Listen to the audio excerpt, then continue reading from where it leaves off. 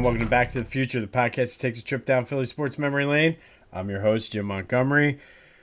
Depending on when you are listening to this, just wanted to wish you a happy Memorial Day.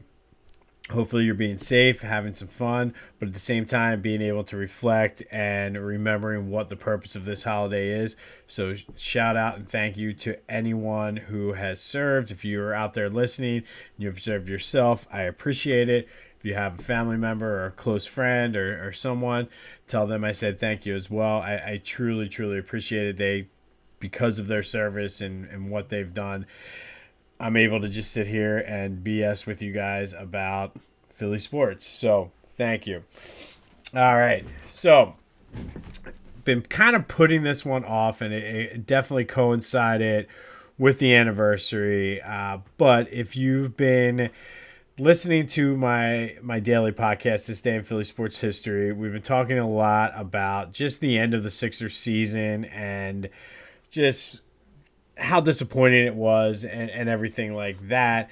And I truly felt that this year's team was a special team. I felt it brought back some memories, just the way things were going and just the as fun as the regular season was to that 2001 team where Iverson was the MVP, Larry Brown was Coach of the Year, and McKee was Sixth Man of the Year, and just how much it captivated the area. And I was disappointed in the fact that this year's team didn't quite capture the city. Maybe had they won past the second round or gotten past the second round for the first time, it may have been, but I just was waiting for that because that 2001 team was just so much fun to get into. The whole area was captivated. Did they get the job done ultimately? No. I mean, they were like the ultimate underdog story. One of my lasting memories of that team was the back page of the Daily News, or it might have been the front page. It doesn't matter. But going into, I guess it was Game 7, either against Toronto or Milwaukee, with like the colonial picture of the guy holding the flag that was torn from the Revolutionary War with the blood-soaked bandage on his head, the other guy like limping and playing the flute or the fife or whatever, and then playing the drums. Just an iconic picture and just the true underdog mentality. That team aside, yes, they ran into the Lakers, who were just Kobe and Shaq were hands down in their prime then. But kind of looking at that era in general, the whole Allen Iverson time, were there unfulfilled expectations there? Are they kind of like an Andy Reid era-esque almost? Granted, they weren't as good for as long of a time as Andy, but it's kind of like, why couldn't AI win one? I mean, obviously he had the heart. Obviously he put the effort in night and day. He's a Hall of Famer. But why couldn't he win? So I wanted to take a deeper dive into that, just to see why couldn't he win? What was it? I feel like him and Larry Brown are tied at the hip, and for better or for worse, you can't think of one without the other. And I mean, Larry Brown had a hell of a Hall of Fame career himself. But it always goes back, and I'm sure today he does interviews and he's still asked about Iverson. When he was coaching at SMU, he would bring AI in to speak to the players because they could relate. But I figured it's the anniversary of him resigning. He resigned from the Sixers May 26, 2003, and unfortunately, a week later, he ended up in Detroit, but more on that later. So I wanted to take a deeper dive into their relationship, into the fact that Allen Iverson only got to the finals that one time, and could it have played out different? Were we shortchanged? Was Allen Iverson shortchanged? And just take a deeper dive into that. But before I get into that, it's Memorial Day. Father's Day weekend is coming up. Be a good time to do a little shopping for the dad in your life, or even for yourself for that matter if you want, or maybe you could drop a hint like I have been here in my house. But PhillyGoat.com is your one-stop shop for all of your Philly sports-based apparel, whether it's the Sixers, Eagles, Flyers, Phillies. They have, if you've been listening to This Day in Philly Sports History, I've been kind of giving you a preview of some of the things on their website. They have Philly neighborhoods, Philly-based, just whether it's Rocky or Mr. Sandman from Mike Tyson's Punch-Out, just a wide range of T-shirts and other Philly-based apparel. Go check them out, phillygoat.com. Use the promo code Jim Montgomery this weekend or this week, depending on when you're listening to it. But for Father's Day as well as Memorial Day, use the promo code Jim Montgomery. Get 10% off your total order. And like I said, you won't be disappointed. And I've also been noticing as I'm out, there's a few different T-shirt companies out there, and everybody has their own thing. But I've had T-shirts from all of them. But to me, the best quality one, the most comfortable shirts, obviously, that's important, are from phillygoat.com. And you can always tell the phillygoat.com shirts because they have a picture of a goat in Philly's colors on them. So go to phillygoat.com. Use the promo code Jim Montgomery for 10% off of your first order. You won't be disappointed. All right, so back to the Allen Iverson-led Sixers. And I think to know the full effect of this, again, if you've been following This Day in Philly Sports History, we've been taking a deep dive into the Sixers playoff seasons. And a lot of them happened in the 60s, 70s, and then later on. There's not too many there in the 90s, and there's good reason for this. And they just weren't good. They were basically from the time Dr. J got there in the mid-70s till the time he retired in the late 80s, the Sixers were hands down one of the best teams in the league. And they only have one championship to show for it, but they were always in the mix, whether it was the Eastern Conference Finals, whether it was the NBA Finals. They drafted Charles Barkley, and things were kind of looking like they were replenishing, similar to what the Celtics were doing. And then all of a sudden the bottom fell out. And we'll have more on that next week, on next week's episode of Back to the Future, as to why the bottom fell out. But rest assured it did. Ultimately, they traded Charles Barkley and got 3 journeymen basically for him. And it would have been fine to free up some of that cap space and basically do an early version of the tank. I guess I did. I don't know if they had the salary cap back then, to be honest with you. But either way, you were getting higher draft picks, and you had to hit on them.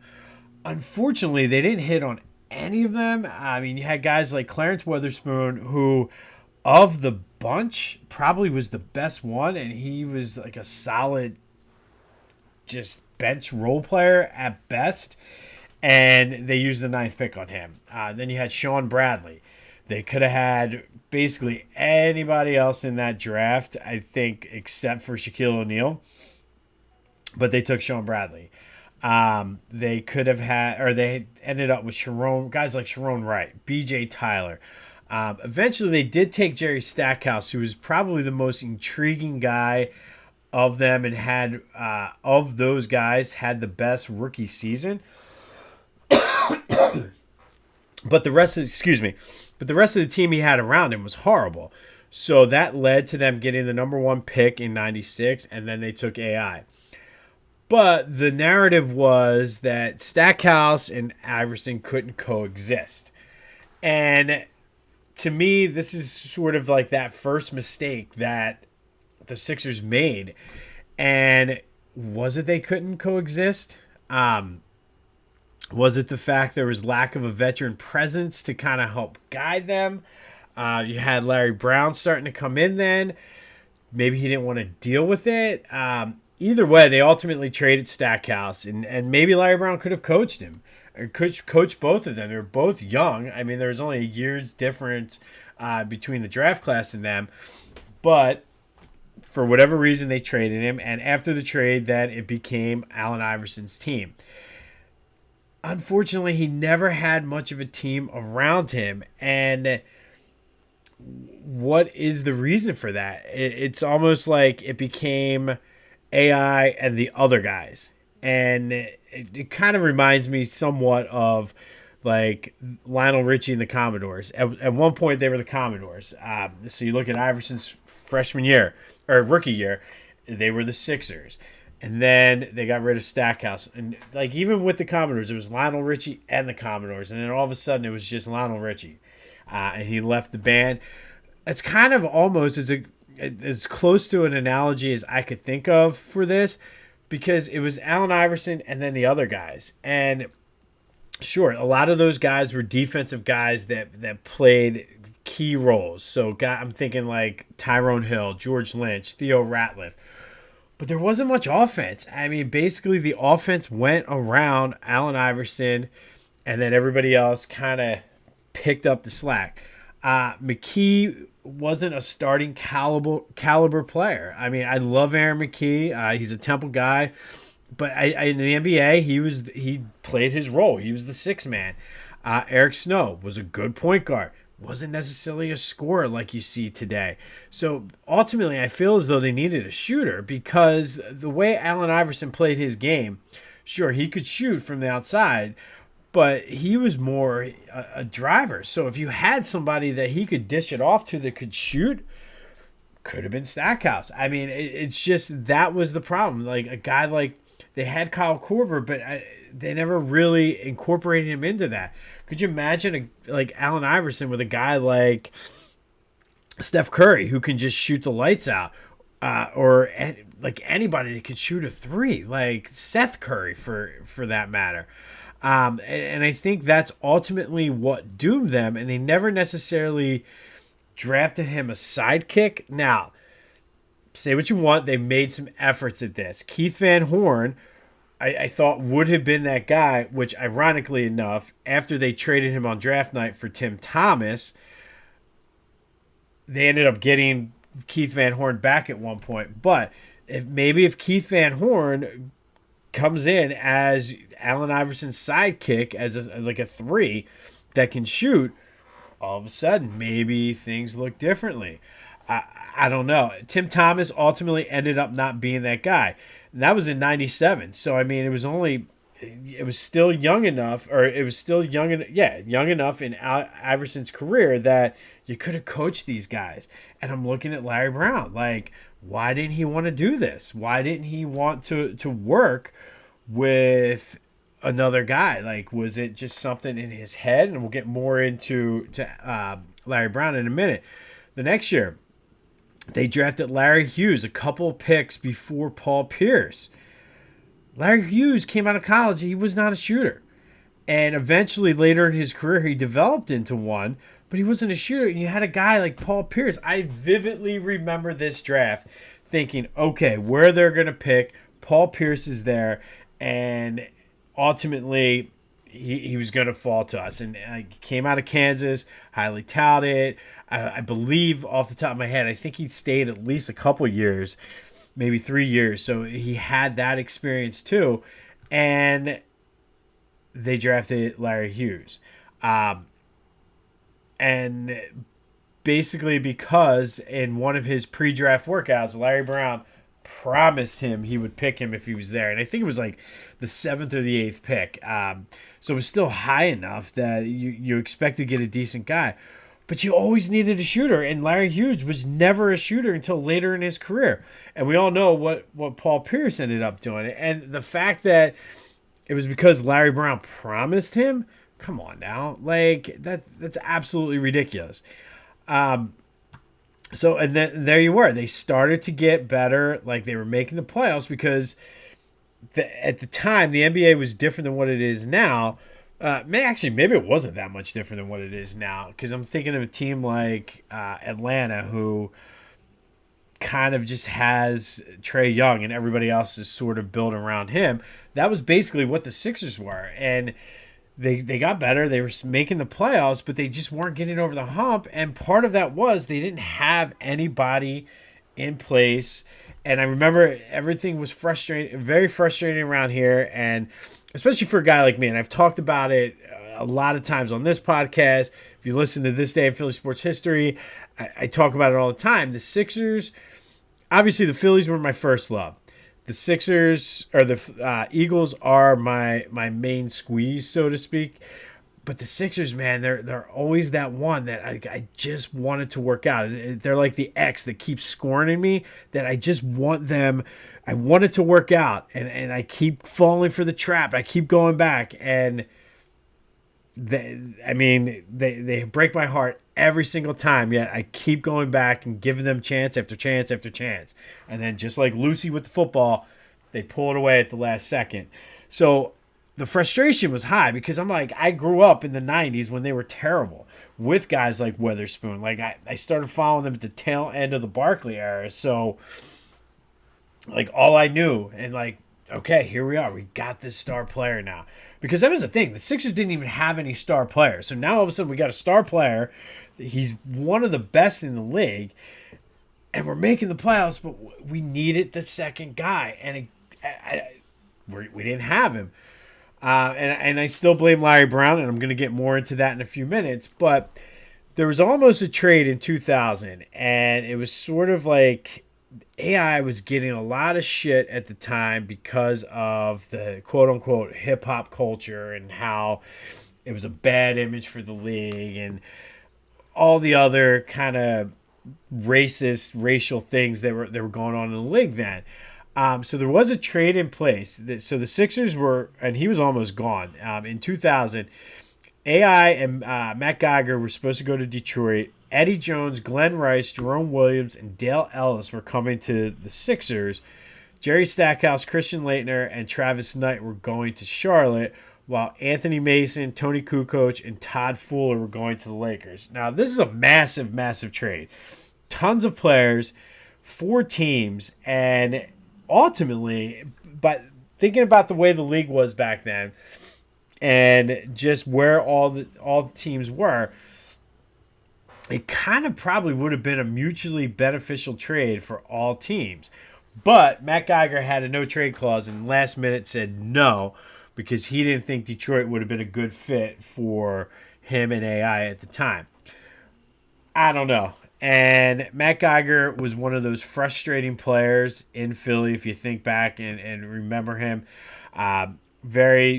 Did not meet expectations, but he kind of saved the Sixers there.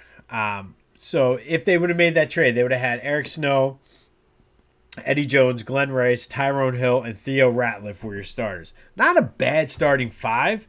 You have, which is, you don't have the star. Eddie Jones would have probably been the best of the bunch at that point because Glenn Rice was near the back end of his career. Then you would have had George Lynch, Aaron McKee, and Jerome Williams off the bench. Again, not bad. Would they have been contenders? Who knows? I don't know. Would they have made it to the finals the next year? I don't know if they would have got through Toronto or Milwaukee with that lineup because nobody was the alpha on that. Nobody would have been the alpha on that team. So ultimately, without Matt Geiger saying, hey, I don't want to go to Detroit, I don't know if the Sixers go to the final year that year in 2000. Obviously, we've talked about it. If you think back and remember, I mean, everybody had their flags and everybody was just Sixered up. They had ain't no stopping us now. And like everybody was just on board with it. Lost to the Lakers, the iconic Game 1 win gave the Lakers the only loss of that playoff run. Iverson stepping over Tyronn Lue. And then just, I mean, they were in some of those games, but I mean, they were overmatched, which is fine. But again, like all of a sudden they made that run and got over the hump with a second guy. And sure, it was Dikembe Mutombo. Sure, he was late in his career as well, but he could score. And that is what they needed. They never had a secondary scorer. So after the finals run, they tried, I guess. They brought in guys like Chris Webber, who was at the end of his career. Derek Coleman, who was at the end of his career. And I don't know what... Excuse me. Allergies are killing me today. I don't know how much they expected out of him, but Derek Coleman for his second stint with the Sixers. Glenn Robinson, again, at the end of his career. Matt Harpring, who was a shooter, but he was never really a star in the league. They tried with draft picks, Speedy Claxton, Samuel Dallenberg, Yuri Welsh, Andre Iguodala, who, again, another one of those guys who became better if he, like, as his career went. Like, we didn't get that version of Iguodala. But so they never gave him the guy they needed to be the second banana. And then you had the famous practice rant with basically, I feel he denies it, but I kind of feel Larry Brown set him up. But either way, I mean, they never got past the second round. After that, ultimately, they ended up trading him. But again, if you listen to that practice rant, we talked about this. What he was saying was the truth. Like, yeah, like he could have put more effort in with practice. And yeah, it could have been more of a cohesive team. But the one thing to me, and I don't know if anybody ever talks about this part of it, what he says is, how's he going to make his teammates better by practice? And really, how are you going to make Speedy Claxton a better shooter? How are you going to make Yuri Welsh a better shooter? How are you going to make Chris Webber, Derek Coleman, Glenn Robinson not old by practicing? That's not going to happen. Like, so in that regard, like, I know everybody talks about this, that, or the other about that. That's the thing that sticks out to me. Yeah, I mean, Allen Iverson just had all the natural God-given talent in the world. But how's he going to make Yuri Welsh a superstar in the NBA? If somebody can tell me that, I'll be all ears. Or how's he going to make Speedy Claxton the same as Steph Curry? Easy, he's not. Yeah, like that's the team. Those are the guys that Larry Brown put around him. Is George Lynch going to be a 25-point per game scorer? 40% from three-point range? Is Aaron McKee? No. So are you going to change Eric Snow's game? No. That has nothing to do with it. So they being Larry Brown among some of the other people, set him up for failure.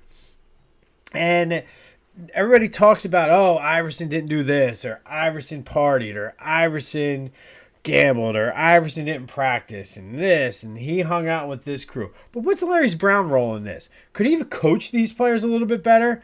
And if you look at basically his career, he was like 3-4 years and done. And he left a mess wherever he was. So let's not put Larry Brown here on a pedestal. Could he have coached these players? Did he want to coach these players? Him and AI were always at odds. I mean, he coached in college, so he should have been able to figure out how to connect with young guys. And he never did. And I think he gets off scot-free. And as I'm kind of going through, looking at some of my notes and just kind of ranting on this is turning into more of a Larry Brown hate post. And I didn't mean it for that. But as I'm getting more and more thinking about this and frustrated, like, he set him up. Did he purposely give him a bunch of role players that could play D and said, Iverson, just do your thing? Similar to what Buddy Ryan did. Like, everybody loves Buddy Ryan, but he sabotaged the beginning of Randall Cunningham's career. Or most of his career. Think about what that dude could have been. How good could Iverson have been if he had a coach like Phil Jackson? Or if he had a coach like, I don't even know who, I can't think right now. But he had Larry Brown, who just kind of was just like, whatever. And they were always at odds, and there were always fit problems with the guys they were going to be in. Oh, they didn't mesh with Iverson. Hey, their styles were different. But as a coach who also had a big say in what Billy King was doing as general manager, can't you make that work? Instead of promising Larry Hughes, can't you see that Paul Pierce is a much better player? And yeah, Paul Pierce fell to you. Sorry, Larry. I know I said that. Stop it. Like, that's absolutely ridiculous. And it's unacceptable, and nobody talks about it. Everybody's just like, oh, that's just Larry Brown being Larry Brown. No. It's bullshit. And then ultimately, did he give up when things got tough? Instead of trying to work at it, and I can't necessarily be mad at him. I said this about Doc Rivers too. Like, people get mad about his coaching in the big game. He is who he is. You knew that when he came into it. So did he give up on the Sixers and AI? I think so. He always left when, like, after a couple of years, things got tough. He moved on. And he always left his team a mess. Look at his coaching record, whether it was UCLA, Kansas, SMU. All of those teams always magically had some type of NCAA sanctions or things that they had to do that miraculously, guess who wasn't there when he had to deal with him? Prince Larry Brown. Everybody puts it, or Saint Larry Brown. Always left his teams a mess in college. Never won anything in the NBA up until this point.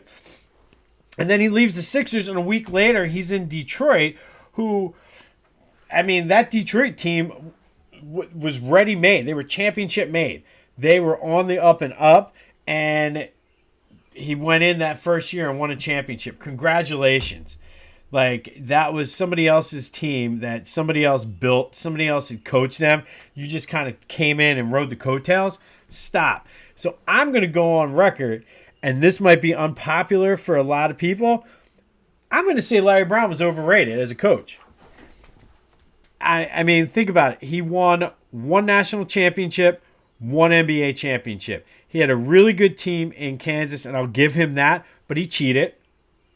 I mean, there was allegations after he left and sanctions and things like that, so he broke the rules there. Sure, he won a championship. They wasn't enough of a rule-breaking thing for them to strip it.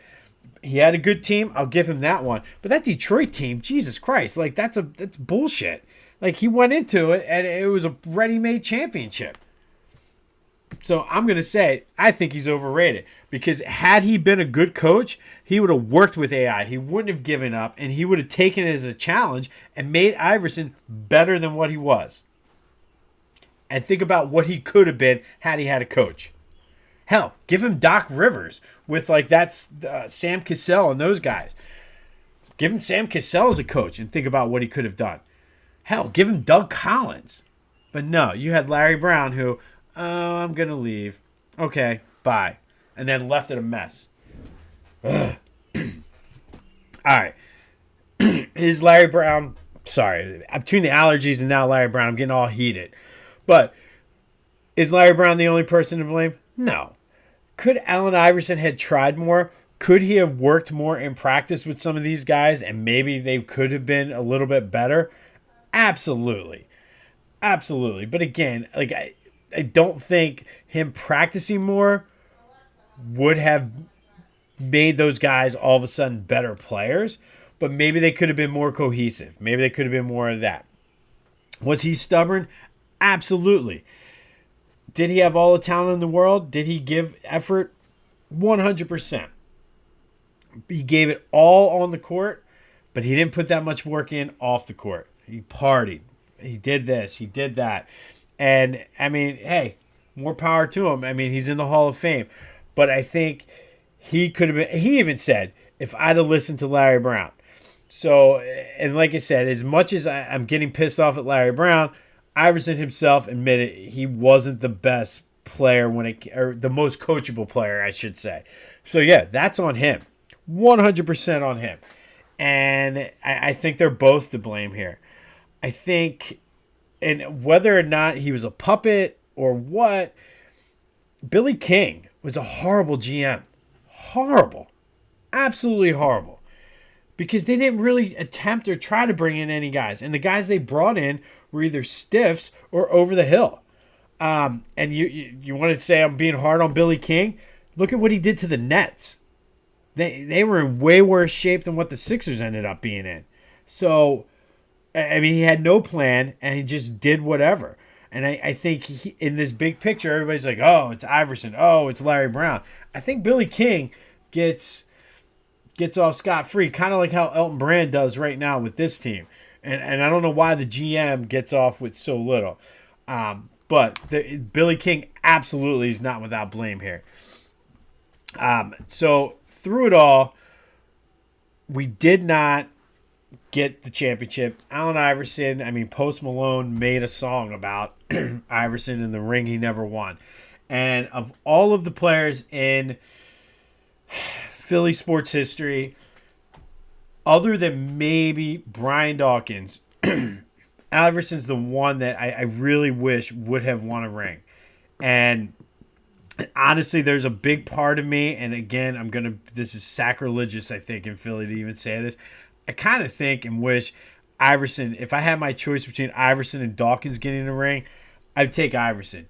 Maybe that's because I've already won a Super Bowl, and Dawkins did as being part of what ambassador or whatever he was for the team, technically kind of won one. But I would love for Iverson to win one. And, I mean, it is what it is. I mean, but the happy ending was, ultimately Larry Brown, Iverson, as much as they fought, they did make up. Larry Brown was asked to be one of the presenters for Iverson when he was inducted into Hall of Fame. But it's easy to do after the fact because he got his cheap championship in Detroit. And yes, I'm very, very bitter about that. But Iverson did say he's one of the best coaches he's ever had. And he had John Thompson, who was one of the best. And that, I guess, goes a long way. He's even said biggest regret in his career is not listening to Larry Brown more. And Larry Brown, on the same side, says, I wish I would have tried more this and that. So there you have it. I mean, they both were to blame, but you're the coach. You need to not be petty. Be like me as a teacher saying, well, I mean, he didn't listen to me. So, no, like, you got to know that kids are going to push back. And at the time, Iverson was a kid. You're an old man, Larry. But no, you just fucked up this situation like you did every other one. And another guy who kind of doesn't really, and I know he tried, but could Pat Croce have done more? I mean, the dude's up here climbing on water towers, hanging up banners. Could he have done more? And I know he had meetings with them and he loved Iverson, but I kind of question whether he could have done more. I don't know. It's just one of those things, and I did not expect to get as frustrated about this whole era as I did. Usually it's the Eagles that get me this frustrated, but just goes to show you how much I love my Sixers, and just couple that with the fact that we've been so close the past couple of years and we're not there. I don't know. So, needless to say, Iverson didn't win a ring. The Sixers didn't get one during that time frame. But who's to blame? Who do you think? Iverson, Larry Brown, Billy King, Pat Croce, someone else at the ownership group? I don't know. I think I'm going to blame Larry Brown. Let me know. Give me a comment. Give me some feedback. Am I out of line for blaming Larry Brown? Should I be putting more of the blame on Iverson, or should Larry Brown have known better? And also, look at Larry Brown's track record. That's the thing I think most people don't know. He comes in and like scorches the earth when he leaves, and he comes in and he's not a winner. I mean, I guess that's the thing that kind of sticks out the most to me. He's not a winner. So let me know. Is it Larry Brown? Is it Iverson? Billy King? And yeah, Billy King I hate Billy King. I'm sorry. I shouldn't say that, but I can't stand the guy. I think he was terrible. But let me know. Am I out of line? Who's to blame for Iverson and that whole Sixers team never winning a championship? I mean, is it Kobe? You want to blame Kobe, that's fine, because Kobe was a big part of the reason they didn't win that 1 year. But maybe if they had a guy that could shoot, maybe if they had a guy like Ray Allen on the team, maybe they could have won. Anyway, next week we're going to stick with the Sixers and probably get even more frustrated. But we're going to take a look at the 1986 offseason and how that really changed the course of the entire franchise until they got to Larry Brown and Allen Iverson. So tune in for that next week. Still going to be frustrating, but hey, this is what we do in Philly. When our teams lose, we kind of just wallow in our own sorrow, and it helps us. It's part of the grieving process, I like to say. So tune in for that next week. Be sure to check out This Day in Philly Sports History every day wherever you get your podcasts, as well as YouTube. We've been focused on Sixers playoff years throughout the month of May. For June, we're going to do a little spotlight on Philly's biggest rivals for all of the teams. So be sure to like and subscribe that podcast, as well as Back to the Future. Be sure to tell one other person. I mean, we have a good following. We're really starting to grow this in the 9 months that I've been doing this. Tell your friends, tell one person, and then tell them to tell one person. We can grow this. I think the the sky is the limit for this. And now that the school year is going to be winding down for the summer, I really have a lot of fun things planned. So be on the lookout for that. Tell people to get interested. Be sure to check out our friends at phillygoat.com for Father's Day, Memorial Day, birthdays, just to help mourn the fact that the Sixers didn't win with Allen Iverson. They do have some pretty cool Allen Iverson gear there, so be sure to check that out. Check me out on social media, YouTube, TikTok, Twitter, Jimbo_Mont, Instagram, Philly Jimbo. And this is where you're going to see a lot of the new exciting things I'm trying to do, as well as a link to Philly Goat if you want to do that. Want to start having some conversation and dialogues. People have started commenting and giving me feedback. So this one's important. Let me know, who's to blame. Is it Iverson? Is it Larry Brown? Is it someone else? My vote goes to Larry Brown. All right, this has been Back to the Future. I'm Jim Montgomery. Go have yourselves a week. Happy Memorial Day. Thank you to anybody who is serving currently or did serve. I appreciate it. Enjoy, and until next time, I'll see you when I see you.